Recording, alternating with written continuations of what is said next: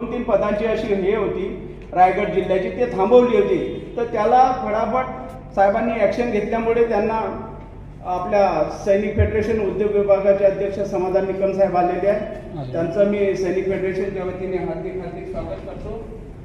या साहेब इकडे आरोग्य विभागात सर्व निवड झालेल्या माजी सैनिकांना नियुक्ती प्रलंबित मागण्या खालीलप्रमाणे ज्या काही बैठकी झाल्या त्यामध्ये झाल्या.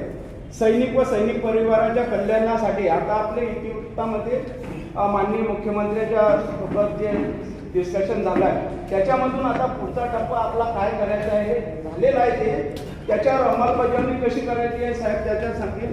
सैनिक व सैनिक परिवाराच्या कल्याणासाठी सैनिक महामंडळ स्थापन करणे. टी व्हीवर झाला सर्व न्यूज झालेले आहे. फक्त आता त्याचा पाठपुरावा हे इलेक्शनची वेळ आल्यामुळे आपण थांबलो आहे. आता या मुद्द्यावर आपण फास्ट ट्रॅकवर काम करणार.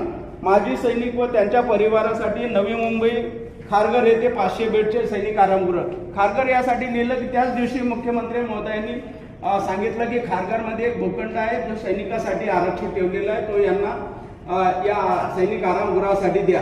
हा भूखंड जर झाला तर महाराष्ट्रातल्या कोणत्याही सैनिकांना आपल्या सोल्जर बोर्डचं जे हे आहे आपलं सागरिका असेल सागर असेल त्या ठिकाणी जाण्याची गरज पडणार नाही. हे प्युअर महाराष्ट्र गव्हर्नमेंटचं राहणार. तर आपण त्याच्यामध्ये केव्हाही विथ फॅमिली येऊन राहू शकतो. फक्त ते सैनिकांसाठीच असणार. शासनाच्या प्रत्येक विभागात सैनिकाच्या आरक्षणासाठी स्वतंत्र मेरिट लिस्ट. आज शासनाने एक हे लावलेलं आहे. आपले जे माजी सैनिक येतात हे जे नवीन सैनिक त्याच्या घरीचा सांत्वना करा. ही महाराष्ट्रामधील जी काही कामं मी आता आपल्या समोर सांगितली, येणारी कामे आणि जाणारी कामे, केलेली कामे, याचा सर्व लेखाजोखा आपल्या समोर मांडलेला आहे. यानंतर मी आपल्या सैनिक फेडरेशन काय आहे हे कायद्यानुसार काय आहे आणि कायद्यामध्ये त्याची अंमलबजावणी कशा प्रकारे करता येईल त्याचे बायलॉज काय आहे. तर मी सैनिक फेडरेशनचे कोषाध्यक्ष व पश्चिम महाराष्ट्र अध्यक्ष सुभेदार तुकाराम सूर्यवंशी साहेब यांना विनंती करतो की त्यांनी सैनिक फेडरेशनची कायदेविषयक कारवाईची माहिती द्यावी. धन्यवाद.